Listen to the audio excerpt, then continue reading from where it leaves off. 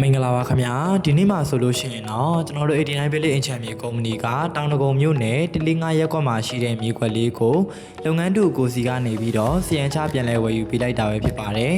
မြေကွက်လေးကိုရောင်းချပေးတယ်ကျွန်တော်တို့ရဲ့လုပ်ငန်းတူကိုလည်းစီးပွားလက်လာပါများဒီလာတူတက်ပါစေစိတ်ချမ်းသာကိုကြွားမှာစွာနဲ့ဘဝကိုပျော်ရွှင်စွာဖြတ်သန်းနိုင်ပါစေလို့ကျွန်တော်တို့89 Village Enchant မြေကုမ္ပဏီကနေစုမုံကောင်တောင်းပေးလိုက်ပါတယ်ခင်ဗျာတောင်တကုံနဲ့တကုံစိတ်ကမ်းဘက်ရဲ့ရင်းနှီးမြှုပ်နှံတဲ့ဘက်အခြမ်းတွေမှာပေ40-60ကိုမှာပိုင်ဆိုင်မှုခိုင်မာပြီးတော့မြေနေရာကောင်းလေးတွေလူကြီးမင်းတို့လက်ထဲမှာရှိနေတယ်ဆိုလို့ရှိရင်တော့အခုလိုမျိုးအဆင်ပြေပြေရောင်းချနိုင်ဖို့ကျွန်တော်တို့89 Village Enchant မြေကုမ္ပဏီကိုယုံကြည်စိတ်ချစွာဖြင့်ဆက်သွယ်ဝယ်ယူရောင်းချနိုင်ပါတယ်ခင်ဗျာ